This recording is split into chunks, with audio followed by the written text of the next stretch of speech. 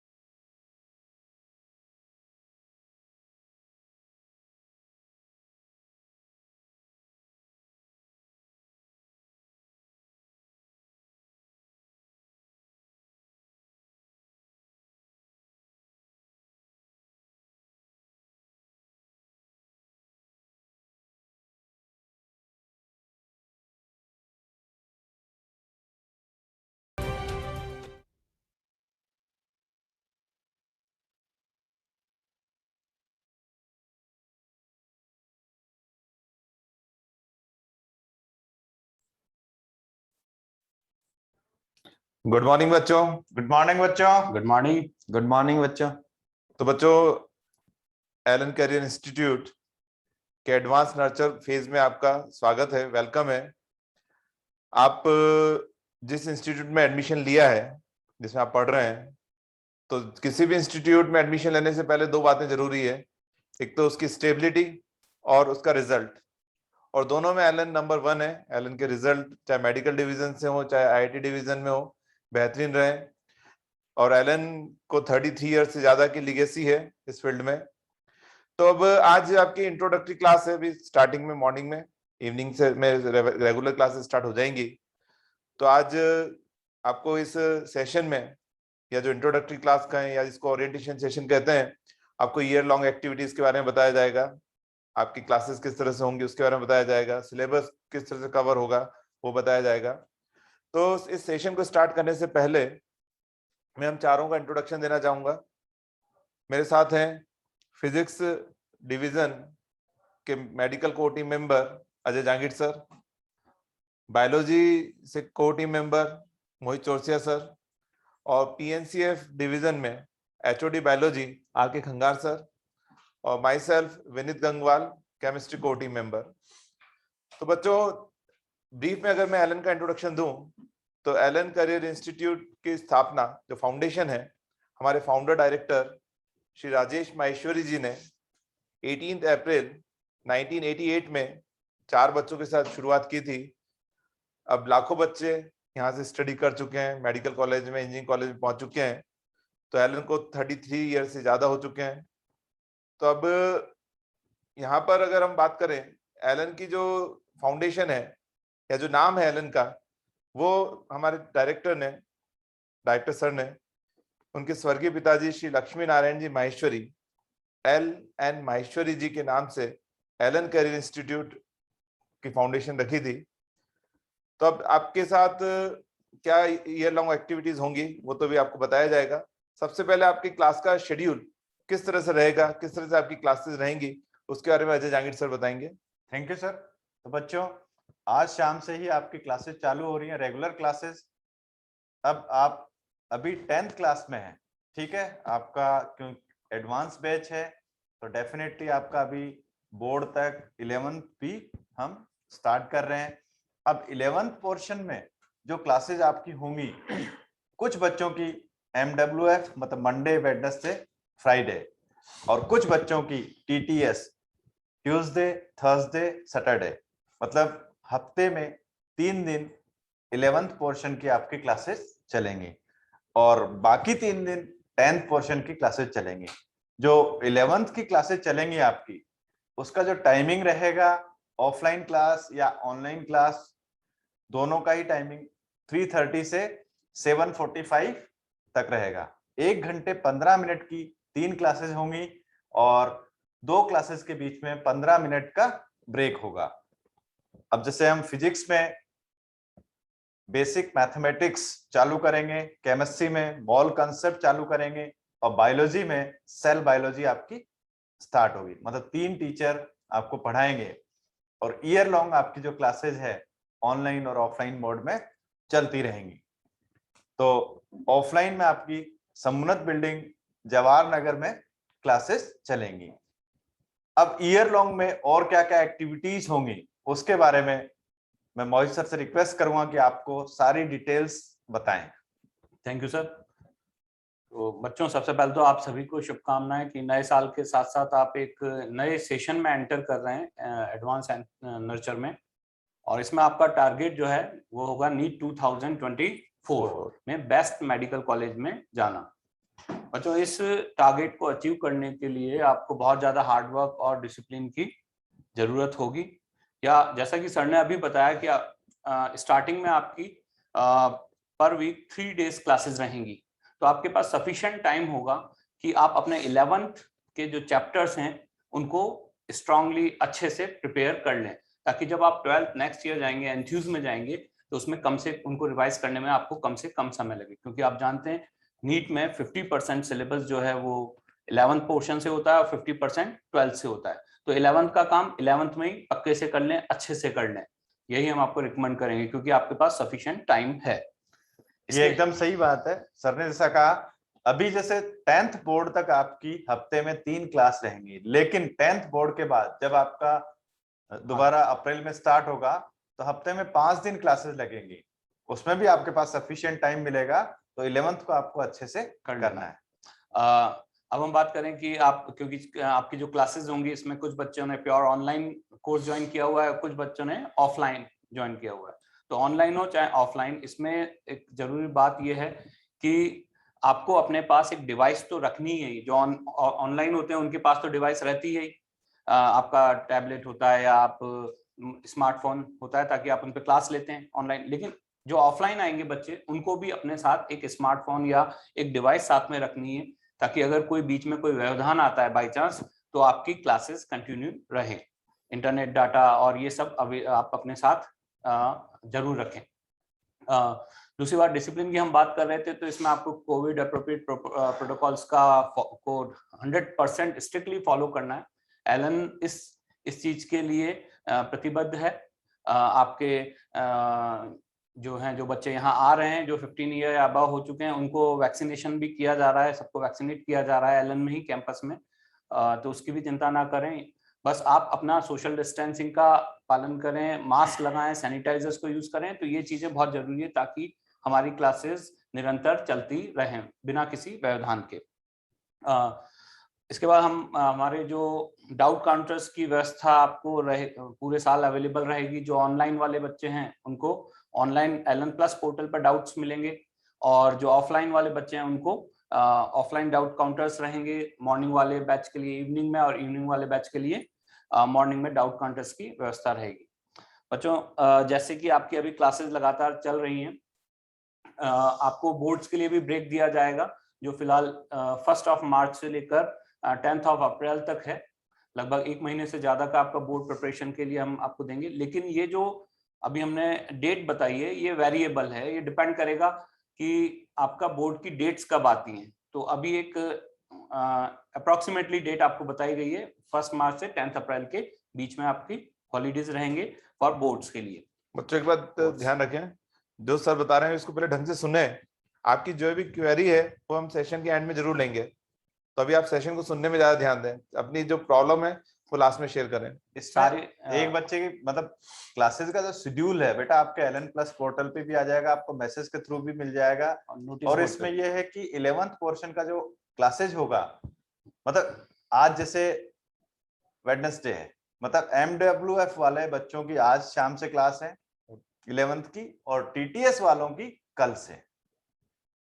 तो बच्चों, इसमें आपको जो क्लासेस होंगी, क्लासेस के बाद भी 6 to 8 आवर्स कम से कम आपको पढ़ना ही होगा।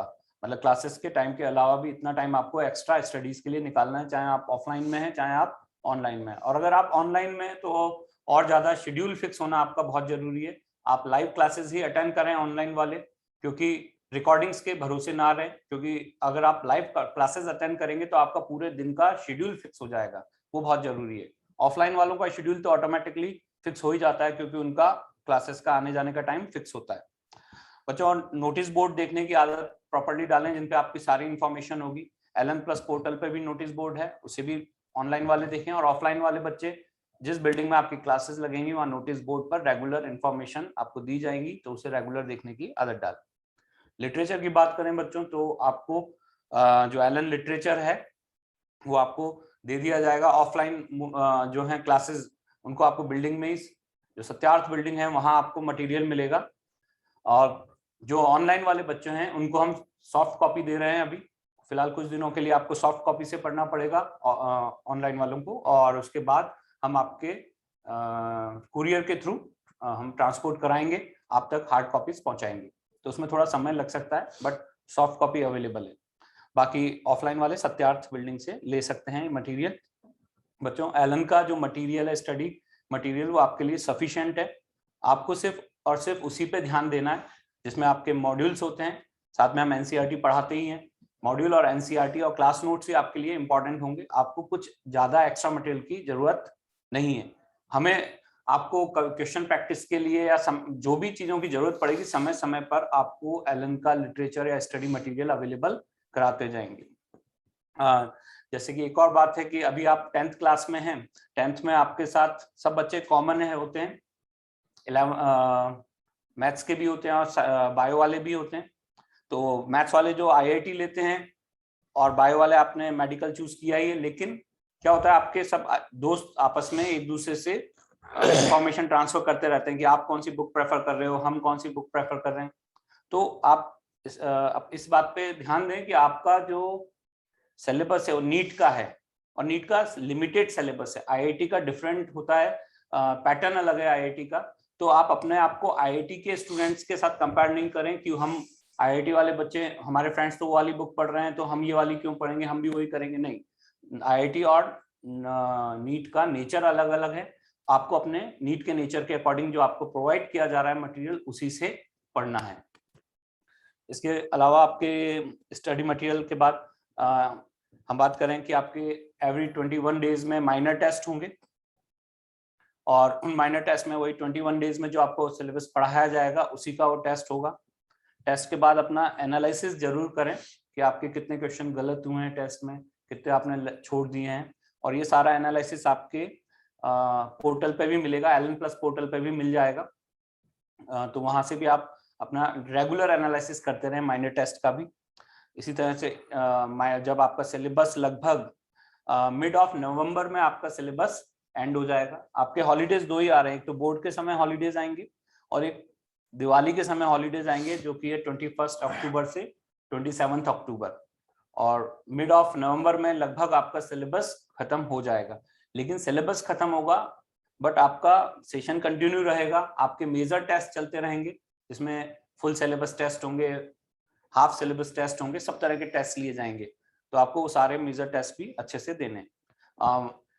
थर्ड माइनर के बाद आपके बैक यूनिट्स भी आने लग जाएंगी, यानी कि आपके जब फोर्थ माइनर होगा उसमें आपके फर्स्ट माइनर पेपर के क्वेश्चंस भी आएंगे। इस तरह से आप करंट के साथ साथ बैक यूनिट्स को भी रिवाइज करते जाएंगे, सिर्फ आपको एलन सिस्टम को फॉलो करना है। Thank you. तो बच्चों, अब सर ने ये तो बता ही दिया ये लॉन्ग एक्टिविटीज किस तरह से रहेंगी, और एलन में एक बार आप जब आ जाएंगे तो आपको सिस्टमेटिक पूरी गाइडेंस मिलती रहेगी, कोई दिक्कत नहीं आएगी। अब सबसे ज्यादा इम्पोर्टेंट है नीट के लिए फिजिक्स, केमिस्ट्री, बायोलॉजी, इन तीनों सब्जेक्ट को कैसे प्रिपेयर करें वही सबसे ज्यादा इम्पोर्टेंट है। तो अब सबसे पहले जिस सब्जेक्ट से जनरली एक्सेप्शनल केस हो सकते हैं, जनरली बच्चों को सबसे ज्यादा डर लगता है या जो थोड़ा टफ लगता है फिजिक्स सब्जेक्ट, तो उसको कैसे आसान बनाएं और अभी से हम किस तरह से तैयारी करें कि 2024 में हमें कोई प्रॉब्लम नहीं आए। तो मैं अजय जहांगीर सर से रिक्वेस्ट करूंगा कि वो फिजिक्स सब्जेक्ट के बारे में टिप्स दें बच्चों को। Thank you sir. तो बच्चों, मेडिकल के स्टूडेंट्स को फिजिक्स थोड़ा सा टफ लगता है, ये बात सही है, लेकिन इसको अगर अच्छे से पढ़ा जाए और आपको जो पढ़ाने वाले टीचर्स हैं उनकी सारी बातें मानी जाए तो डेफिनेटली फिजिक्स एक आसान सब्जेक्ट हो जाएगा। अब ये है कि फिजिक्स में आपको मेनली क्वेश्चन प्रैक्टिस पे ज्यादा ध्यान देना है, क्योंकि सब्जेक्ट तो सीखना ही है, अंडरस्टैंडिंग तो करनी है, उसके अलावा क्वेश्चन प्रैक्टिस इसमें सबसे ज्यादा इंपॉर्टेंस रखती है। तो बेटा, जैसे आज से या कल से आपकी जो क्लासेस चालू होंगी उसमें हमारे जो टीचर्स हैं वो फिजिक्स को बड़े ही आसान तरीके से आपको समझाएंगे, उसमें जो थ्योरी एस्पेक्ट्स हैं उनको समझाएंगे, उस पर बेस्ड क्वेश्चंस करवाएंगे और फिर आपसे क्लास में भी क्वेश्चन पूछेंगे और करवाएंगे और साथ में होमवर्क भी देंगे। तो डेफिनेटली क्लासेस में हमें 100% कंसंट्रेट होके क्लासेस अटेंड करनी है, मतलब फिजिक्स लगभग वहीं समझना है। उसके बाद जो होमवर्क सर दें उसको टाइम टू टाइम करना है।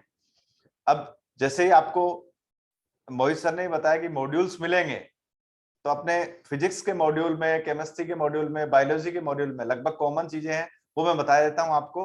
मॉड्यूल में स्टार्टिंग में थ्योरी है, फिर सॉल्व एग्जांपल्स हैं और साथ में बिगिनर बॉक्स एक्सरसाइजेज भी हैं, ये थ्योरी के साथ में है। और इसके बाद लास्ट में 3 एक्सरसाइज दी हुई है। पहली एक्सरसाइज सब टॉपिक वाइज है जिसमें आसान क्वेश्चंस हैं, और दूसरी एक्सरसाइज प्रीवियस ईयर में आए हुए क्वेश्चंस हैं जो नीट एग्जाम में पिछले सालों में आए हैं, उन क्वेश्चंस का कलेक्शन है। और थर्ड एक्सरसाइज थोड़ी टफ है, जो मतलब सब्जेक्ट की अंडरस्टैंडिंग को काफी अच्छे से चेक करती होगी। तो डेफिनेटली क्योंकि नीट में पेपर आसान ही आ रहे हैं, तो डेफिनेटली हमें एक्सरसाइज 1, 2 तो 100% परफेक्शन के साथ करनी है और एक्सरसाइज 3 भी करनी है। मतलब ये स्टडी मटेरियल जो मिलेगा इसको हमें परफेक्शन के साथ करना है। अब मैं बात करता हूँ फिजिक्स में कल से या आज से शाम से जो टॉपिक स्टार्ट होगा वो हम बेसिक मैथमेटिक्स स्टार्ट कर रहे हैं। सर ये तो मैथमेटिक्स का टॉपिक है, फिजिक्स में कैसे आया? लेकिन फिजिक्स में मतलब बेसिक टूल्स की जो जरूरत होती है वो हमें ये देता है, क्योंकि फिजिक्स के कंसेप्ट समझने के लिए, उनको अप्लाइड फॉर्म में यूज करने के लिए मैथ्स की जरूरत होती है। तो मैथ्स में जो चीजें बेसिक रूप से चाहिए होती हैं वो हम बेसिक मैथमेटिक्स में आपको पढ़ाते हैं। तो डेफिनेटली बेसिक मैथमेटिक्स आपका अच्छा होगा तो फिजिक्स में आपको कोई दिक्कत नहीं आएगी। ठीक है, अब यह है कि इसमें एक बात मैं आपसे बोलूं, जिन स्टूडेंट्स की बच्चों वाली गणित अच्छी होती है उनको फिजिक्स में कभी कोई दिक्कत नहीं आती। बच्चों वाली गणित से मतलब है कि भाई आपको 1 से 20 तक टेबल याद है, 1 से 20 तक स्क्वायर रूट्स याद है, 1 से 20 तक स्क्वायर्स याद हैं, और आप plus minus addition multiplication division इस तरह की सारी चीजें बड़े आसानी से कर लेते हैं। उसको हम कहते हैं बच्चों वाली गणित। अगर इसमें आपका परफेक्शन है तो डेफिनेटली फिजिक्स में आपको कोई दिक्कत नहीं आएगी। अब आप जानते हैं फिजिक्स में अधिकतर क्वेश्चन क्या होते हैं, न्यूमेरिकल, और न्यूमेरिकल क्वेश्चन में कैलकुलेशंस करनी होती हैं। कैलकुलेशन अगर आसानी से आप कर लेते हैं तो आपका फिजिक्स का क्वेश्चन इजीली सॉल्व हो जाता है, क्योंकि जो कंसेप्ट लगाना होता है वो तो सबको आता है, लेकिन अधिकतर बच्चों को कैलकुलेशन में दिक्कत आती है। तो कैलकुलेशन कब आपके लिए अच्छा होगा, जब आपकी बच्चों वाली गणित अच्छी होगी। तो आज की क्लास का पहला होमवर्क आप नोट कर लें कि भाई एक कागज पेन पे, मतलब एक कागज पे आप 1 से 20 तक टेबल लिखेंगे, 1 से 20 तक स्क्वायर रूट्स लिखेंगे, 1 से 20 तक स्क्वायर्स लिखेंगे, और इनको अपनी स्टडी रूम में जहां भी आप पढ़ते हैं वहां दीवार पे चिपका लें, ताकि ये आपको अच्छे से याद हो जाए। ठीक है। अब बेटा फिजिक्स में चूंकि न्यूमेरिकल्स बहुत ज्यादा होते हैं तो डेफिनेटली इसमें क्वेश्चन प्रैक्टिस बहुत इंपॉर्टेंस रखती है। क्वेश्चन प्रैक्टिस की इंपॉर्टेंस समझने के लिए हम एक एग्जांपल लेते हैं। आप में से अधिकतर बच्चों को स्विमिंग आती होगी, लेकिन जिन बच्चों को स्विमिंग नहीं आती है उन बच्चों को मैं एक कागज पे स्विमिंग सीखने का तरीका लिख के देता हूं। क्या उस तरीके को याद कर कर रट के आप स्विमिंग सीख जाएंगे? नहीं। स्विमिंग सीखने के लिए आपको स्विमिंग पूल में कूदना ही पड़ेगा, प्रैक्टिस करनी ही पड़ेगी। वैसे ही फिजिक्स को अच्छा करने के लिए आपको क्वेश्चन प्रैक्टिस करनी पड़ेगी। तो जितनी ज्यादा क्वेश्चन प्रैक्टिस करेंगे उससे फिजिक्स अपने आप अच्छी हो जाएगी। अब क्वेश्चन प्रैक्टिस के लिए आपके मॉड्यूल्स हैं, क्लास नोट्स हैं, हम आपको रेसेस भी देंगे। रेसेस का जो फुल फॉर्म है वो है regular analysis through continuous exercise. मतलब हर टॉपिक पे एक बंच ऑफ क्वेश्चंस मिलेगा आपको, तो डेफिनेटली वो अभी क्लास चालू होने के बाद मिल जाएगा।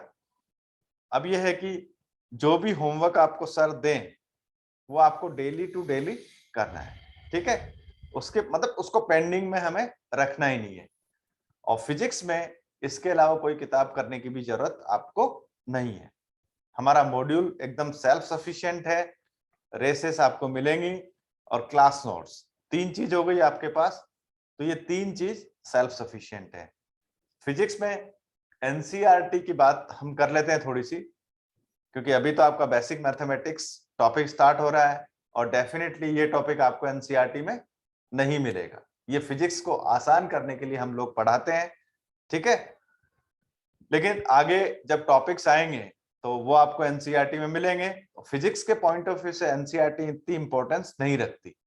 अगर आप एनसीईआरटी, क्योंकि स्कूल की टेक्स्ट बुक है, आपके 12th में भी आएगी, बोर्ड में, तो डेफिनेटली उसको भी साथ लेके हमें चलना है। लेकिन यहाँ एलन पे आपका चैप्टर खत्म हो जाए उसके बाद आप उसको उठाएं, क्योंकि उसकी लैंग्वेज बहुत कॉम्प्लिकेटेड है। ठीक है, चैप्टर कंप्लीट होने के बाद उसकी थ्योरी पढ़ें, उसके जो सॉल्व एग्जांपल्स हैं उनको खुद से करें, और लास्ट में जो पॉइंट्स टू पॉन्डर और समरी है वो देख लें। अगर आपके पास समय रहता है तो एक्सरसाइज के क्वेश्चन करें, अदरवाइज बिल्कुल जरूरत नहीं है। और एडिशनल एक्सरसाइज उसमें दी है उसकी तो बिल्कुल भी आपको जरूरत नहीं। अब मैं आगे केमिस्ट्री से सर से रिक्वेस्ट करूंगा कि सेशन को आगे कंटिन्यू करें। तो बच्चों फिजिक्स के बारे में सर ने बताया। अब जो सबसे ज्यादा इम्पोर्टेंट, सबसे ज्यादा वेटेज रखने वाला सब्जेक्ट है बायोलॉजी, जिससे 50% क्वेश्चन एग्जाम में कवर होंगे, तो उसको कैसे पढ़ा जाए, किस तरह से उसके भी शॉर्ट नोट्स बनाए या किस तरह से उसको याद किया जाए, तो मोहित सर गाइड करेंगे इसके बारे में। Thank you sir. तो बच्चों जैसे कि सर ने बताया, नीट में आपके 50% सिलेबस जो है बायो से आता है। बायो आपका एक स्कोरिंग सब्जेक्ट है। डेफिनेटली बायो थोड़ा सिंपल तो है बट लेंदी होता है, तो आपको अगेन एंड अगेन रिवीजन की जरूरत होती है। आप जितना ज्यादा रिवीजन करेंगे उतना ज्यादा आपका परफेक्शन आता जाएगा। बायो को रटने की जरूरत नहीं होती है, बायो को समझ समझ के पढ़िए, विजुअलाइज करके पढ़ेंगे तो इजीली आपको याद हो जाएगा, लॉन्ग टाइम तक आपकी मेमोरी में रहेगा। आप फुल आउट ऑफ बायो में 360 आउट ऑफ 360 मार्क्स भी ला सकते हैं।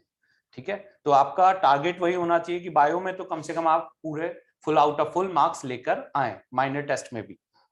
अब हम बात करें बायो में एनसीईआरटी का इंपॉर्टेंस बहुत ज्यादा है। बायो में हम 100% एनसीईआरटी को फॉलो करेंगे, बट बच्चों आप जानते हैं कि एनसीईआरटी की जो लैंग्वेज होती है वो टफ होती है, कॉम्प्लेक्स लैंग्वेज होती है। तो हमने उस एनसीईआरटी की जो लैंग्वेज टफ कॉम्प्लेक्स लैंग्वेज है उसको सिंप्लीफाई करके आप 100% एनसीईआरटी को आपके मॉड्यूल्स में इंक्लूड कर दिया है। जब आपके पास मॉड्यूल्स आएंगे आपको अलग से दिख भी जाएगा उसमें कि एनसीईआरटी वाला पार्ट अलग से आपको दिखाई देगा उसमें। तो हमने सारा के सारा एनसीईआरटी के सारे इंपॉर्टेंट पॉइंट्स को आपके मॉड्यूल्स में इंक्लूड कर दिया है। तो आपको अब मॉड्यूल्स पर 100% फोकस करना है। अच्छा, आपको जैसे आपकी क्लास होगी, क्लास के बाद आप मॉड्यूल्स पढ़ें, क्लास के बाद आप पहले आप मॉड्यूल पढ़ें ताकि आपको उस टॉपिक की नॉलेज अच्छे से हो जाए, समझ जाए आप उस टॉपिक को। उसके बाद साथ के साथ सेम डे ही आपको एनसीईआरटी को भी पढ़ना है। ठीक है, जो टॉपिक आपको क्लास में पढ़ाया गया वही टॉपिक मॉड्यूल से पढ़ा, फिर वही टॉपिक आप कहाँ सर्च करेंगे, एनसीईआरटी में सर्च करिए और उसकी रीडिंग लगा लीजिए। मॉड्यूल के साथ बायो में एनसीईआरटी पढ़नी है। जैसे फिजिक्स में तो कहा था सर ने कि बाद में पढ़ना, यहाँ पर बायो में साथ साथ एनसीईआरटी पढ़नी है, क्योंकि मॉड्यूल के साथ आप एनसीईआरटी पढ़ेंगे तो मॉड्यूल की और एनसीईआरटी की लैंग्वेज मर्ज हो जाएंगी और आपको काफी लंबे समय तक याद रहेंगी। दूसरा, जब आप एनसीईआरटी पढ़ें तो उसके हर पैराग्राफ से अपने क्वेश्चंस खुद बनाएं। ऑब्जेक्टिव क्वेश्चंस बन सकते हैं अगर एग्जांपल्स हैं, और जो अगर आप हर पैराग्राफ से क्वेश्चन बना रहे हैं अपना सेल्फ माइंड में क्वेश्चन बनाएं अपने, ताकि आपके जो सेंटेंस वाले क्वेश्चंस आते हैं वो सही हो पाए। अब क्योंकि बच्चों बायो जो होता है थ्योरेटिकल पार्ट इसमें ज्यादा है, तो उसको आप हो सकता है अगर वो थ्योरेटिकल पार्ट फ्लो चार्ट में कन्वर्ट हो सकता है तो उसे फ्लो चार्ट में कन्वर्ट करें, टेबल्स में कोई चीज कन्वर्ट हो सकती है तो टेबल्स में कन्वर्ट करें, डेटा वगैरह होते हैं, साइंटिस्ट के नेम भी होते हैं, अगर वो चाहें तो आप टेबल्स की फॉर्म में नोट करके रखें अलग से। न्यूमोनिक्स बना सकते हैं जिसमें एग्जांपल ज्यादा होते हैं, प्लांट डाइवर्सिटी, मॉर्फोलॉजी, एनाटॉमी में न्यूमोनिक्स के थ्रू आपको टीचर्स भी बताएंगे क्लास में न्यूमोनिक्स, और आप भी बना सकते हैं ताकि लॉन्ग टाइम तक वो चीजें याद रहें। इसी तरह से ग्राफ्स होते हैं, तो flow chart, graph, tables, mnemonics की हेल्प से आप बायो को सिंपल फॉर्म में कन्वर्ट कर सकते हैं। हाँ, कुछ लेंथी चैप्टर हैं उनके चाहे तो आप शॉर्ट नोट्स भी बना सकते हैं, वो शॉर्ट नोट्स बाद में आपके रिवीजन में बहुत काम आएंगे। शॉर्ट नोट्स का मतलब वही होता है कि एक चैप्टर को आप 2 और 3 पेज में कन्वर्ट कर दें, है ना, वही शॉर्ट नोट्स होते हैं। ठीक है, बाकी आपको जो क्लास में जो पढ़ाया जा रहा है जो बोर्ड पे, वो आपको लगातार कॉपी में नोट करते रहना है, वो क्लास नोट्स तो होते ही हैं आपके। इसके बाद बायो में मेन प्रॉब्लम जो आती है वो आती है रिवीजन की, कि अगेन अगेन रिवीजन कैसे करें। तो रिवीजन जो होता है, रिवीजन की जो तैयारी प्रिपरेशन होती है वो पहले दिन से स्टार्ट हो जाती है जब आप कोई भी टॉपिक करंट में पढ़ रहे हैं। जैसे आज से जो आपके टॉपिक से स्टार्ट होंगे करंट के साथ साथ ही आप उसको रिवीजन प्लान भी तैयार रखें कि जब ये टॉपिक बैक में आएगा, बैक यूनिट्स में आएंगे, तब हम इसमें से क्या क्या पढ़ेंगे। तो रिवीजन प्लान करंट के साथ ही तैयार रखें, मेन इंपॉर्टेंट चीजों को हाईलाइट करते रहें मॉड्यूल्स में, एनसीईआरटी में। इवन आप लास्ट में जो बच्चों को प्रॉब्लम आती है कि लास्ट में हम रिवीजन कैसे करें, एनसीईआरटी से रिवीजन करें या मॉड्यूल से रिवीजन करें, ये क्वेश्चन सबसे ज्यादा आता है। तो उसके लिए भी शुरुआत से ही काम करें, आप एनसीईआरटी और मॉड्यूल को एक कॉमन प्लेटफॉर्म पे लेके आए। या तो आप अपने एनसीईआरटी के इंपॉर्टेंट एक्स्ट्रा कोई पॉइंट है तो उसको आप मॉड्यूल में ऐड कर लें अपने, या मॉड्यूल्स के एक्स्ट्रा पॉइंट्स को एनसीईआरटी में स्लिप या पेपर लगाकर ऐड कर लें, ताकि आपको रिवीजन के समय कंफ्यूजन ना हो कि आपको रिवीजन कहाँ से करना है। तो पहली चीज तो ये डिसाइड होनी चाहिए आपको रिवीजन कहाँ से करना है, जहां से भी रिवीजन करना है वो चीज कंप्लीट रखें। ठीक है, दूसरा, क्योंकि भूलने वाली चीजें बहुत सारी होती हैं बायो में, तो उसके लिए आप अभी से ही पहले दिन से एक सेपरेट रजिस्टर बनाए जिसको हम मॉनिटर रजिस्टर कह रहे हैं, यानी कि भूलने वाला रजिस्टर, जिसमें आप चैप्टर वाइज भूलने वाले पॉइंट लिखेंगे कि आपने चैप्टर नंबर 1 डाला, जैसे सेल बायो आपके स्टार्ट हो रहा है तो 2 या 3 पेज में सेल बायो के जितने भी भूलने वाले पॉइंट्स हैं वो सारे 2 या 3 पेज में लिख लें। फिर नेक्स्ट जो भी चैप्टर स्टार्ट होगा, चैप्टर नंबर 2, उसके 2 या 3 पेज में सारे भूलने वाले पॉइंट्स याद कर लें। तो एक तरह से आपके बायो के सारे भूलने वाली चीजें एक ही रजिस्टर में होंगी, तो आपको रिवीजन में आसानी होगी, जब भी समय मिले आपको रिवाइज करना है। तो भूलने वाला रजिस्टर यानी कि मॉनिटरिंग रजिस्टर आपको जरूरी बनाना है। ऐसे जब आप एक्सरसाइज करते हैं तो एक्सरसाइज में क्वेश्चंस को स्टार मार्क लगाएं। जो क्वेश्चन आपको प्रॉब्लम कर रहा है, जो आपसे सॉल्व नहीं हो रहा है, उसको सिंगल स्टार लगा लें। जिसमें दिक्कत आ रही है, जिसमें आपको नोट्स या एनसीईआरटी खोल के देखनी पड़ी, डबल स्टार लगा लें। कोई क्वेश्चन जो टीचर्स से पूछना पड़ा, ट्रिपल स्टार लगा लें। और जब आप रिवीजन करेंगे तो स्टार मार्क क्वेश्चन ही रिवाइज करें, क्योंकि बाकी तो आपको आते ही थे। और इसी तरह से आप हर चैप्टर को 1 और 2 आवर रिवीजन के बेस पर तैयार रखें, मतलब चैप्टर में हाईलाइट करके इंपॉर्टेंट चीजों को इस तरह से तैयार रखें कि आपको आगे आने वाले समय में 1 और 2 आवर में वो चैप्टर रिवाइज हो पाए। तो इस तरह से आप अगर इन चीजों को फॉलो करेंगे तो बायो डेफिनेटली आपके लिए आसान हो जाएगी। इसमें मैं एक बात और जोड़ना चाहूंगा फिजिक्स के पॉइंट ऑफ व्यू से, कि भाई क्लास नोट्स तो आपको तीनों सब्जेक्ट में बनाने ही है, चाहे फिजिक्स हो, चाहे केमिस्ट्री हो, चाहे बायोलॉजी हो। और सर ने जैसा स्टार मार्किंग सिस्टम बताया, मतलब जिन क्वेश्चंस में आपको दिक्कत आती है सॉल्व करने में, उनको आप स्टार लगा के रखो, ताकि रिवीजन के समय केवल उन्हीं से हम रिवीजन कर लें तो ज्यादा बेटर रहेगा, टाइम ज्यादा नहीं लगेगा। और इसके अलावा थ्योरी में जो आपको पॉइंट इंपॉर्टेंट लगता है, भूलने वाला लगता है, उसको भी आप अंडरलाइन या हाईलाइट करके जरूर रखें। अब मैं गंगवाल सर से रिक्वेस्ट करूंगा कि केमिस्ट्री के बारे में बच्चों को गाइड करें। Thank you sir. तो बच्चों केमिस्ट्री की बात करें तो सबसे पहले तो मैं यही कहूंगा कि जो क्लास में पढ़ाया जा रहा है उसको सबसे ज्यादा अटेंटिव होकर सुनना है, चाहे फिजिक्स हो, केमिस्ट्री हो, बायोलॉजी हो। और जैसा सर ने बोला, हैंड रिटन नोट्स वो जरूर तैयार करने हैं, कि जो भी नोट्स हम खुद अपने हिसाब से तैयार करते हैं वो मेमोरी में लॉन्ग टाइम तक रहते हैं। ठीक है, मॉड्यूल में सब कुछ प्रिंटेड फॉर्म में है, क्लासरूम में आपको पढ़ाया जा रहा है वो अच्छी तरह से लिखोगे आप, क्योंकि पीडीएफ भी मिल जाएगी ऑनलाइन में। लेकिन फिर भी आपको हैंड रिटन नोट्स तो तैयार करना ही है और क्लास को अटेंटिव होकर जरूर सुनना है। अब आपको केमिस्ट्री में 3 पार्ट पढ़ने हैं, ऑर्गेनिक, इनऑर्गेनिक, फिजिकल।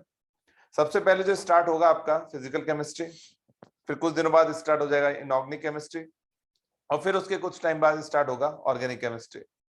अब केमिस्ट्री में दोनों का कॉम्बिनेशन है, समझने वाला पार्ट भी है तो कुछ लर्न करने वाला भी पार्ट है। जैसे फिजिकल केमिस्ट्री चलेगी तो उसमें कंसेप्ट समझना है, फिजिक्स की तरह ही कंसेप्ट समझोगे, क्वेश्चन प्रैक्टिस करोगे, कोई प्रॉब्लम नहीं आएगी। लेकिन जैसे ऑर्गेनिक इनऑर्गेनिक की तरफ बढ़ोगे तो बायो की तरह स्ट्रेटेजी को फॉलो करना पड़ेगा। जैसा सर ने कहा था कि बार बार रिवीजन करना है, तो ऑर्गेनिक इनऑर्गेनिक के लिए मैं यही कहूंगा कि भूलने से पहले अगर उसको रिवाइज करते रहोगे, क्विक रिवीजन होता रहेगा, तो कोई दिक्कत नहीं आएगी। अब फिजिकल केमिस्ट्री में भी आपको केवल ऐसा नहीं है कि क्वेश्चन प्रैक्टिस पर ही ध्यान देना है। कोई सा भी सब्जेक्ट हो, सबसे पहले तो उसकी जो बेसिक थ्योरी है, बेसिक कंसेप्ट को स्ट्रांग बनाना है। जैसे फिजिकल केमिस्ट्री में आपको कई बार बच्चे सोचते हैं सिर्फ फॉर्मूला रट लें और जैसे तैसे मॉड्यूल के क्वेश्चन सॉल्व कर लें, काम चल जाएगा। लेकिन फॉर्मूला भी अगर आप पढ़ रहे हैं तो पहले उसकी थ्योरी कंसेप्ट को पढ़ें। फॉर एग्जांपल, जनरली आपने सबने भी 10th में केमिस्ट्री का बेसिक पढ़ रखा होगा। जैसे एक फॉर्मूला होता है कि वॉल्यूम दे रखा होता है और मोल्स निकालना होता है या नंबर ऑफ मॉलिक्यूल्स निकालने होते हैं, तो बच्चे रट लेते हैं volume upon 22.4 is equals to number of moles. लेकिन अब कई बार ये होता है कि आपको मान लीजिए 5 लीटर वाटर दे दिया और फिर कहा कि इसमें मोल्स निकालो या मॉलिक्यूल्स निकालो, तो कुछ बच्चे बिना सोचे समझे कि वॉल्यूम दिया हुआ है 22.4 से डिवाइड कर देंगे। तो हमें फॉर्मूले के पीछे का बेसिक भी पता होना चाहिए कि वॉल्यूम अपॉन 22.4 कब अप्लाई होता है, किस कंडीशन में अप्लाई होता है, कि गैस के लिए अप्लाई होगा, एसटीपी एनटीपी कंडीशन में अप्लाई होगा। तो सिर्फ फॉर्मूले लर्न करने पर ध्यान नहीं दें, उसकी बेसिक थ्योरी को भी देखें। कि केमिस्ट्री का पेपर अगर देखें, पिछले 22-23 साल से मैं खुद देख रहा हूँ, एवरेज या इजी आता है, बहुत एक्स्ट्रा ऑर्डिनरी मेहनत करने की जरूरत नहीं होती है। जो हमने पढ़ रखा है उसी में से जो पढ़ाया जाएगा उसी में से आएगा। तो आपको फिजिकल केमिस्ट्री में तो थ्योरी भी अच्छी तरह से पढ़ना है और क्वेश्चन प्रैक्टिस भी करना है। इसके अलावा ऑर्गेनिक इनऑर्गेनिक जब स्टार्ट होगी आपको, तो इनऑर्गेनिक में एक दिक्कत होती है, कंसेप्ट समझाया, समझ में भी आ गया, उसकी एप्लीकेशन भी समझ में आ गई, लेकिन अगले एग्जाम्पल में वो कंसेप्ट फेल हो जाता है, नाम आ जाता है एक्सेप्शन। अब हर एक्सेप्शन के पीछे रीजन होता है, लेकिन आप जो अभी साइंस पढ़ रहे हैं वो सिर्फ 11th-12th स्टैंडर्ड की पढ़ेंगे, तो हर एक्सेप्शन के पीछे रीजन आपको मिल जाए जरूरी नहीं है। क्योंकि साइंस ऐसा तो है नहीं कि 12th में खत्म हो जाएगी, बीएससी, एमएससी, पीएचडी होती है। तो कुछ पॉइंट्स जो जिन्हें एक्सेप्शन कहेंगे वो लर्न भी करना पड़ेगा, और उसके लिए एक ही तरीका है, जितना ज्यादा आंखों के सामने से रजिस्टर के पेज निकलेंगे उतना स्ट्रांग होता जाएगा। ऑर्गेनिक में जहाँ रिएक्शन मैकेनिज्म आपको समझाया जाएगा तो समझने वाला पार्ट भी होगा। उसके अलावा फिर जब नेम रिएक्शंस आएंगी या रिएक्शंस वगैरह हैं, उस पार्ट को लर्न भी करना पड़ेगा। उसमें भी वही है कि जितना ज्यादा आंखों के सामने से रजिस्टर के पेज निकलेंगे उतना आपकी मेमोरी में स्ट्रांग होता जाएगा। अब अगर बुक्स की बात करें तो जैसा फिजिक्स और बायोलॉजी में बोला है, मॉड्यूल मोर देन सफिशिएंट है, क्योंकि आप जो एग्जाम देने जा रहे हैं ना उसकी नेचर पता होनी चाहिए। क्योंकि अब 10th के बाद 2 डिवीजन हो जाएंगे आपके फ्रेंड्स, कुछ तो आईआईटी डिवीजन में जाएंगे, कुछ मेडिकल डिवीजन में जाएंगे। तो आपको मेडिकल के एग्जाम की नेचर के अकॉर्डिंग चलना है, क्योंकि मेडिकल के एग्जाम में अब आप देख रहे हो पिछले 2 साल से तो 720 आउट ऑफ 720 स्कोर आ रहा है। इसका मतलब पेपर बहुत ईजी आ रहा है, तो हमें एक्यूरेसी की तरफ ज्यादा ध्यान देना है। आईआईटी में तो कम मार्क्स आ जाते हैं, बहुत कम कट ऑफ जाता है, सिलेक्शन हो जाता है। यहाँ तो एक क्वेश्चन गलत होते इस बार 715 पर बहुत रैंक पीछे हो गई, एक और क्वेश्चन गलत हुआ तो रैंक और पीछे हो गई। तो यहाँ मेडिकल डिवीजन में एक्यूरेसी पर ज्यादा ध्यान देना है, बहुत ज्यादा सब्जेक्ट को डेप्थ में या एक्सपांड नहीं करना है, जो आपको जो पढ़ाया जा रहा है बस उसी का बार बार रिवीजन करना है। स्पीड अपने आप बढ़ेगी अगर आप एक्यूरेसी पे ध्यान देंगे। तो शुरुआत में हो सकता है फिजिकल केमिस्ट्री है, फिजिक्स है, क्वेश्चन सॉल्व करने में टाइम लगने देना, बट कोशिश करना कि फर्स्ट अटेम्प्ट में ही उसका सही आंसर आ जाए, क्योंकि उससे एक अलग ही खुशी मिलती है। पहली बार में अगर आंसर सही आता है ना तो कॉन्फिडेंस डेवलप होता है। कई बार कुछ बच्चे क्या करते हैं, बहुत जल्दीबाजी करते हैं, पहली बार में क्वेश्चन को ढंग से नहीं पढ़ा, स्पीड बढ़ाने के चक्कर में जल्दीबाजी में गलत कर दिया, तो दिमाग में एक अजीब सा डर बैठ जाता है कि हमारा पहली बार में आंसर सही नहीं आता है। तो डरते डरते क्वेश्चन करोगे तो मजा नहीं आएगा। तो शुरुआत में जब करें तो भले ही टाइम ज्यादा लगता है, लगने दो, बट जब सेकेंड टाइम रिविजन करोगे तो अपने आप स्पीड बढ़ेगी। तो एक्यूरेसी पे ज्यादा ध्यान देना है, और स्टडी मटेरियल में मॉड्यूल जैसे कहा सफिशिएंट है, रेस मिलेगी वो करना है आपको, और उसके अलावा भी आपको एक्स्ट्रा मटेरियल मिलता रहेगा एलन से टाइम टू टाइम। अब एनसीईआरटी की बात भी हम कर लें केमिस्ट्री में, तो एनसीईआरटी को तो भूल ही नहीं सकते हैं, सीबीएसई बोर्ड की टेक्स्ट बुक है, उसी को बेस बनाकर नीट का सिलेबस है। लेकिन बायो से केमिस्ट्री में एनसीईआरटी पढ़ने का तरीका अलग होगा। बायो में तो बिल्कुल लाइन टू लाइन एक एक लाइन पढ़ना है, केमिस्ट्री में एनसीईआरटी बिल्कुल वैसे ही पढ़ना है जैसा सर ने फिजिक्स में बताया, चैप्टर कंप्लीट होने के बाद, क्योंकि हमारा पढ़ाने का सीक्वेंस और एनसीईआरटी का सीक्वेंस डिफर कर सकता है। क्योंकि एनसीईआरटी में लैंग्वेज बहुत टिपिकल है, कई जगह क्वेश्चन बहुत टिपिकल कैलकुलेशन वाले दे रखे हैं, लैंग्वेज समझ में नहीं आती है। तो बेटर ये है कि आप पहले क्लास में चैप्टर कंप्लीट होने दें, उसके बाद एनसीईआरटी पढ़ें। अब एनसीईआरटी में भी कई बार क्या होता है, फिजिक्स और केमिस्ट्री की एनसीईआरटी है, मैथ्स वाले बच्चों के लिए भी है, आईआईटी के लिए भी है, तो उसमें कैलकुलेशन कुछ जगह बहुत ज्यादा टफ है। तो उसको लेकर बिल्कुल परेशान नहीं हो कि मेडिकल में जब क्वेश्चन आते हैं, जैसे ऑर्गेनिक, इनऑर्गेनिक, फिजिकल, तीनों से लगभग बराबर क्वेश्चन आएंगे, तो फिजिकल के जो 15 क्वेश्चन आएंगे उसमें हार्डली 2-3 क्वेश्चन ऐसे होते हैं इसमें कैलकुलेशन की मेहनत करनी होती है, बाकी बहुत सिंपल कैलकुलेशन देते हैं। तो आपको एनसीईआरटी में मेनली कंसेप्ट पर ध्यान देना है, कैलकुलेशन से परेशान नहीं होना है, और एनसीईआरटी अभी आपको जैसे कहा चैप्टर कंप्लीट होने के बाद ही पढ़ना है। अब ये भी दिक्कत आती है कि एनसीईआरटी में से हम क्या क्या पॉइंट याद रखें। तो सबसे बढ़िया तरीका है आपके मॉड्यूल के एक्सरसाइज नंबर 2, चाहे फिजिक्स हो, केमिस्ट्री हो या बायोलॉजी हो, एक्सरसाइज नंबर 2 में निट में, या पहले एआईपीएमटी नाम होता था, प्रीवियस ईयर के क्वेश्चन दिए हुए हैं, और मेडिकल में ट्रेंड ऑलरेडी जो चला आ रहा है वही चलता है, कोई नए क्रिएटिव क्वेश्चन आते नहीं है।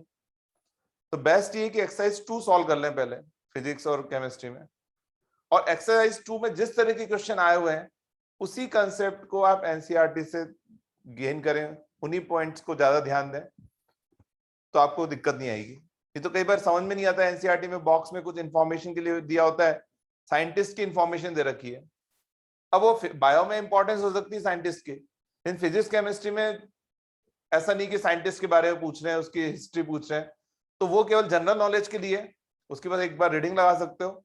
बाकी हमें क्या क्या उसमें से याद रखना है वो आप एक्सरसाइज 2 सॉल्व करके ध्यान रखें। बाकी बच्चों और आगे हम टाइम टू टाइम गाइड करते रहेंगे। चलो बच्चों, अब 11th के बारे में सारी बातें हो गई। अब मैं खंगार सर से रिक्वेस्ट करूंगा, क्योंकि आपको अभी 10th का बोर्ड भी देना है, उसकी कैसे प्रिपरेशन करनी है, उसकी क्लासेस कैसे चलेंगी, उसके बारे में आपको खंगार सर गाइड करेंगे। Thank you sir. Good morning बच्चों। एक्चुअली मेडिकल के लिए सब कुछ आपको गाइड कर दिया गया है। कुछ कुछ बातें ऐसी थी, बहुत इंपॉर्टेंट थी, जो आपको याद रखनी है। हम पहले 10th की बात करते हैं। अभी आपके पास मैसेज आए तो कुछ बच्चों के पास जैसे मंडे का मैसेज आया क्लास का, और कुछ बच्चे के पास ट्यूसडे का आया कि भाई आपकी मेडिकल की क्लास कुछ बच्चों को मंडे को होगी और कुछ बच्चों की ट्यूसडे को होगी। आपके बैच भी आपके पास आ गए हैं, आपकी क्लास का टाइम आ गया है और वेन्यू भी आपके पास आ गया है। तो ये तो मेडिकल की बात रही। अब हम अगर 10th की बात करें तो यहाँ पे वेन्यू जो होगा आपका, वो वेन्यू समुन्नत नहीं रहेगा। आपकी मेडिकल की सारी क्लासेस समुन्नत लगेगी, लेकिन 10th की जो बोर्ड की टर्म 2 की क्लासेस होंगी वो आपकी सत्यार्थ में लगेगी, सत्यार्थ 2 में। ठीक है, ये मैं अभी बात कर रहा हूं जो नए बच्चे हैं जिन्होंने अभी 2022 में एडमिशन लिया, राइट। जो ऑलरेडी प्रीवियस स्टूडेंट है उनकी क्लासेस एज इट इज जहां पे चल रही थी वहीं चलेंगी। सिर्फ कुछ बच्चों को हमने सत्यार्थ 2 बुलाया, जैसे DDPS के बच्चे।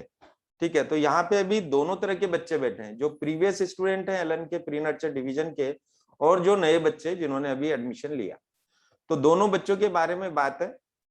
यहाँ पे 10th की जो क्लास होगी, स्पेशली जितने भी नए बच्चे हैं उनकी क्लास सत्यार्थ 2 में होगी, जो नियर बाई समुन्नत बिल्डिंग है। तो आपको कहीं ट्रांसपोर्टेशन की कोई प्रॉब्लम नहीं आएगी। दूसरी बात, ये जो क्लासेस होंगी ये आपकी बैच वाइज होंगी। जो बैच आपको अभी मिला, राइट, मेडिकल के अंदर जो बैच आपको मिला, और मान लीजिए आपकी उस बैच की क्लास MWF में है, तो आपकी TTS में बोर्ड की क्लास होगी, यानी आपको रेगुलर आना है, राइट। न्यू स्टूडेंट जो है, हमने अभी वैसे तो मिक्सअप है, पर मोस्टली MA ने जो बैच दिया है वो न्यू स्टूडेंट्स को दिया। हम आपकी क्लासेस में, जब आपकी क्लासेस होंगी मेडिकल की, वहां भी आपको हम गाइड करेंगे आकर के। ठीक है, टर्म 2 की और NTSC की प्लानिंग के लिए। आपकी NTSC और टर्म 2 की जो भी बात है वो सत्यार्थ 2 में होंगी। क्लासेस से मैं बात कर रहा हूँ क्लासेस की, तो वो सत्यार्थ 2 में होंगी। ठीक है, अब ये तो हुआ वेन्यू की बात। ठीक है, नए बच्चे जितने भी हैं उनकी वहां पे ये क्लासेस हो रही हैं। अब वेन्यू के बाद हम बात कर रहे हैं कि भाई हम आपको, जैसे जितने भी प्रीवियस स्टूडेंट है उनका एज इट इज जो सिलेबस चल रहा है वो चलता रहेगा 10th का। ठीक है, लेकिन जो नए बच्चे हैं उनको हम स्टार्टिंग से टर्म 2 का सपोर्ट करेंगे। ठीक है, तो डे 1 से आपकी टर्म 2 की क्लासेस होंगी और वो फर्स्ट चैप्टर से ही शुरू होंगी। कहने का मतलब ये है, तो आपको ये पढ़ाया जाएगा। अब हम बात करें मटेरियल की, क्योंकि 10th क्लास का मटेरियल जितने भी नए बच्चे हैं उनको ऑनलाइन, जैसा अभी सर ने बताया, ये मटेरियल भी आपको ऑनलाइन मिलेगा। तो वो मटेरियल भी आपको ऑनलाइन सॉफ्ट कॉपी में मिलेगा LN प्लस पे, आपके अकाउंट पे, राइट। जो बच्चे अभी एडमिशन लिया है जिन्होंने, और जो प्रीवियस स्टूडेंट है उनके पास ऑलरेडी सारा मटेरियल है। तो ये सारी बातें हुई। वेन्यू आपको बता दिया है कि 10th की क्लास जो है नए बच्चों की सत्यार्थ 2 में होंगी। ठीक है, DDPS की भी सत्यार्थ 2 में होंगी। बाकी के जैसे BSN से भी बच्चे इधर शिफ्ट हो गए हैं तो उनकी भी सत्यार्थ 2 होंगी, और बाकी के बच्चों की जो प्रीवियस स्टूडेंट है उनकी क्लास एज इट इज अपनी जगह पे होगी। अब हमने ये 4 बैच बनाए, डेली 4 बैच, जैसे कि IIT में भी, आप मेडिकल में भी आपके 4 बैच बने हैं। तो 2 बैच की क्लास एक दिन में है मेडिकल की, तो उन 2 बैचेस की जिनकी मेडिकल में नहीं है उनकी 10th की क्लास रहेगी। तो इस तरह से आपकी क्लासेस 6 डेज ही होंगी। 3 दिन मेडिकल चलेगा और 3 दिन आपका ये टर्म 2 चलेगा, राइट। अब 2-3 इंपॉर्टेंट बातें हैं जो बहुत ही जरूरी है आपको समझना। कि पहली बात तो, आपने एडमिशन ले लिया है LN के अंदर, आपको पूरी तरह से फेथ करना है जो मटेरियल आपको दिया जा रहा है। इस मटेरियल से बाहर आपको कुछ कहीं भी नहीं जाना है, क्योंकि अभी सर ने बताया सभी ने कि नीट की जो नीड होती है, ठीक है, सिलेक्शन का 3 लेवल है, एक बॉर्डर लाइन है, एक मीडियोकर है और एक टॉप लेवल है। ठीक है, बेस्ट लेवल के लिए हमको बस यही करना है कि NCERT को ही फॉलो करना है और कुछ नहीं करना है, और जो मॉड्यूल आपको दिया गया उसको फॉलो करना है। डिफरेंट रेफरेंसेस आपको यूज नहीं करने हैं। अगर कोई टीचर गाइड करते हैं तो ही आपको बात करनी है, वरना रेफरेंसेस यूज नहीं करने हैं।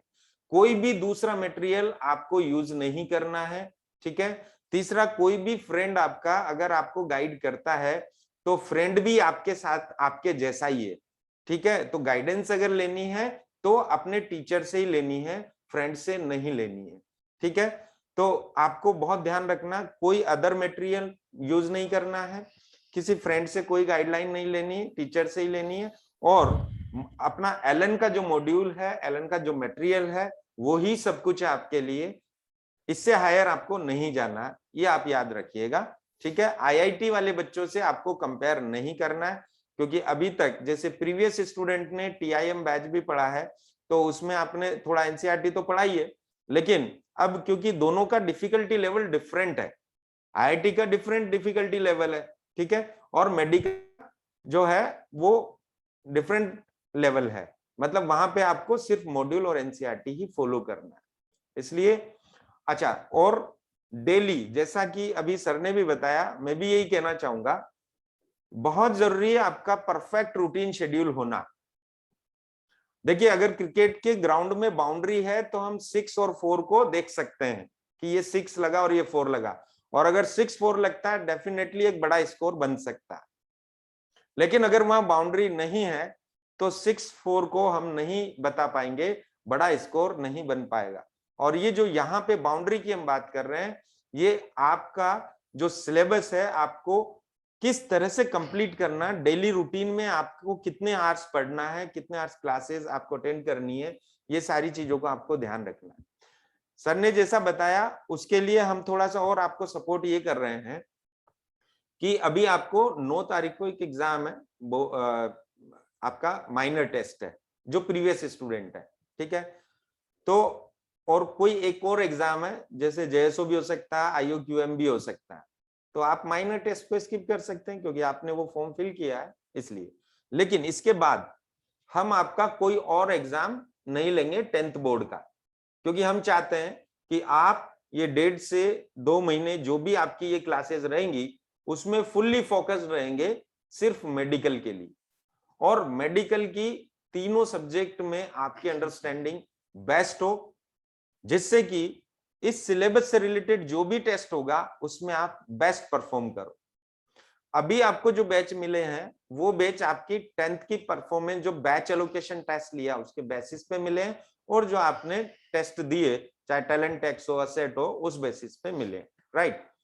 लेकिन ये जरूरी नहीं है, ये फाइनल बैच नहीं है, ऐसा आप सोच के चलिएगा, क्योंकि अब जो आपको मेडिकल में पढ़ाया जाएगा उससे रिलेटेड आपका जो परफॉर्मेंस होगा वही आपका फ्यूचर आगे डिसाइड करता है, तो उसके बेसिस पे आगे भी शफलिंग होगी, याद रखिएगा। ऐसा नहीं है कि आप स्टार में आ गए, आप 1 में आ गए, ये आ गए। हमने यहाँ पे गर्ल्स और बॉयज को कोएड बैच नहीं रखा है, गर्ल्स बॉयज को अलग किया है, ठीक है। आप किसी भी बैच में हो, आपको परफॉर्मेंस बेस्ट देनी है, तभी जाके वो शफलिंग का मैटर जो है वो आता है, ठीक है। चलिए, तो मैं बस इतना ही कहना चाहूंगा, आपकी इवनिंग में क्लासेस रहेंगी, उसका आपके पास शेड्यूल आ गया। Over to Jahangir sir. Thank you sir. तो अब मैं टेक्निकल टीम से रिक्वेस्ट करूंगा कि बच्चों की चैटिंग जो उन्होंने क्वेश्चंस पूछे हैं वो लें। तो बच्चों, सबसे पहले चीज मैं बता दूं, जो मॉड्यूल्स हैं उसकी सॉफ्ट कॉपी आपके पोर्टल पे आ जाएगी या आ गई होगी, और हार्ड कॉपी जो है सत्यार्थ बिल्डिंग से आप कलेक्ट कर सकते हैं, नियर बाय समुन्नत बिल्डिंग। और एक क्वेश्चन जो बार बार आ रहा था कि सर हमारा को आज का शेड्यूल मिला है क्लास का, कुछ बच्चे कहते कल का मिला है, तो कुछ बैच की 4 बैच है टोटल, तो 2 बैच की मेडिकल में क्लास MWF में और 2 बैच की TTS में, तो हो सकता है कुछ बच्चों की कल क्लास स्टार्ट हो और कुछ बच्चों की आज स्टार्ट हो जाएगी, इसलिए कंफ्यूज नहीं हो। इसमें हम जो है अपनी 10th बोर्ड की क्लास है वो मंडे से शुरू करेंगे, ताकि आप मंडे तक सेटल्ड हो जाएं इन 3 दिनों में, राइट। एक बच्चे का है कि सर मैं ऑफलाइन का बच्चा हूं, अभी नहीं आ पा रहा हूं, क्या मुझे ऑनलाइन सुविधा मिलेगी? बेटा मिलेगी, डेफिनेटली। जो हमारा लाइव टेलीकास्ट सिस्टम है वो हर क्लास में लगा हुआ है, तो उससे आपके पास ब्रॉडकास्ट होके LN प्लस पे आप लाइव क्लास देख सकते हैं। अगर आप ऑफलाइन नहीं आ पा रहे हैं कोई दिक्कत नहीं है, अभी आप ऑनलाइन कंटिन्यू कर सकते हैं, और ये सुविधा सभी बच्चों को मिलेगी। जो बैच मिला है उसमें लाइव टेलीकास्ट की सुविधा है। एक बात मैं यहाँ कहना चाहूंगा, जैसे कि सर ने अभी कहा था, अभी 10th में आप NTSC भी देंगे और आगे भी देते रहेंगे एग्जाम, ओलंपियाड्स हो गया के सबके, लेकिन आप कोशिश करें कि ओलंपियाड और इन अदर एग्जाम्स के कारण आपका नीट का जो मेन टारगेट है वो डेविएट ना हो। आपका अल्टीमेट गोल तो नीट के टॉप कॉलेजेस में जाना ही है, तो उसके बिहाफ पर कोई अदर एक्स्ट्रा एक्टिविटी आप ना करें, और करें भी तो इस पे डेविएट ना हो। इसको नीट के सिलेबस को 100% आपको फॉलो करना है, इसको छोड़ना नहीं है लास्ट तक। बेटा एक बच्चे ने कहा कि मेरा नेट इश्यू था, तो ये सेशन में थोड़ी बातें मैं सुन नहीं पाया। आपके LN+ पोर्टल पे इस सेशन की रिकॉर्डिंग कुछ देर बाद अवेलेबल करा दी जाएगी, तो डोंट वरी, आप बाद में सुन लीजिएगा। बॉयज और गर्ल्स का बैच सेपरेट होना चाहिए मेडिकल डिवीजन में, यस है सेपरेट, डेफिनेटली सेपरेट है। और यहाँ अधिकतर सभी बैच में मेडिकल डिवीजन में जैसे 4 बैच का एक फेज है, तो सेम फैकल्टी सभी बच्चों को पढ़ाएंगी। फैकल्टी यहाँ डिफरेंट नहीं होती है, चारों बैच में सेम फैकल्टी पढ़ाएंगी, तो इसलिए आपको परेशान होने की भी जरूरत नहीं है। हॉलीडेज की डेट सर एक बार वापस आप हॉलीडेज जो आपके बोर्ड्स के होंगे वो 1 मार्च से लेकर 10 अप्रैल तक रहेंगे, और जो इसके अलावा दिवाली हॉलीडेज होंगे, और वो भी आपको नोटिस बोर्ड पर पहले से ही बता दिए 21 जाएंगे, अक्टूबर से 27 अक्टूबर। लेकिन बेटा जो आपके बोर्ड वाले हॉलीडेज हैं वो बोर्ड की डेट आने पर ही फाइनलाइज फाइनल होंगे। अगर मान लो बोर्ड आगे पीछे होता है तो वो हॉलीडेज भी आगे पीछे हो जाएंगे। सर 11th में सेल्फ स्टडी कितने घंटे करनी है? बेटा आप LN पे जैसे 3 क्लास के लिए आ रहे हैं तो लगभग 4-5 घंटे के लिए आ रहे हैं, तो कम से कम 6 से 6 घंटे आपको सेल्फ स्टडी करना है डेली। एक बच्चा लिख रहा है phone is not allowed in Nalanda academy, तो बच्चों वहां स्कूल में फोन लेकर जाना ही नहीं है। फोन तो इमरजेंसी के लिए रखना है कि कभी कुछ क्लासेस आपकी ऑनलाइन मोड में दी जाए या कुछ मटेरियल आपको ऑनलाइन दिया जाए तो आप उसको उसमें कवर कर सकें, पढ़ सकें। बाकी स्मार्टफोन का यूज करना ही नहीं है। जब तक अभी कोविड पीरियड नहीं था तो हम कीपैड मोबाइल को ही बच्चों को फोकस करते थे कि उसी को लेकर आए, लेकिन अब वक्त के अनुसार थोड़ा चेंज करना पड़ रहा है, तो इसलिए हम कह रहे हैं कि स्मार्टफोन, लेकिन उसका स्मार्टली यूज करें, क्योंकि एक बहुत बुरी लत लगती है गेम्स की, बच्चों को बहुत जल्दी लगती है। तो गेम्स वगैरह को अभी 2 साल तक छोड़ दें, उसके बाद आप जितना भी चाहे उतना गेम खेल लेना मोबाइल पर। गेम है, सोशल मीडिया है, आजकल सीरीज वेब सीरीज आती है, तो इन सबसे दूर रहें कम से कम 2 साल, अगर आपको अपना टारगेट अचीव करना है तो। एक बच्चे ने पूछा बैच रीसफल होंगे क्या? बेटा डेफिनेटली होंगे, आपकी सफलिंग होगी, ठीक है, अकॉर्डिंग टू योर परफॉर्मेंस। तब ये है कि लगभग सारे क्वेश्चन हो चुके हैं। अब हम टाइम टू टाइम आपकी क्लासेस में भी विजिट करेंगे। अब ये है कि कोरोना का विशेष ध्यान रखना, जैसा कि मोहित सर ने कहा था, सारी प्रिकॉशनरी जो भी चीजें हैं वो हमें फॉलो करनी है। सोशल डिस्टेंसिंग, मास्क और वैक्सीनेशन। अगर आप 15 साल से 18 साल के बीच में है तो डेफिनेटली आप वैक्सीनेटेड होइए, ठीक है। और आई थिंक कई बच्चों ने लगा भी लिया होगा। तो अब हम लास्ट में जाते जाते एक गाने के माध्यम से सेशन को एंड करेंगे। तो मैं टेक्निकल टीम से रिक्वेस्ट करूंगा कि वो गाना चलाएं।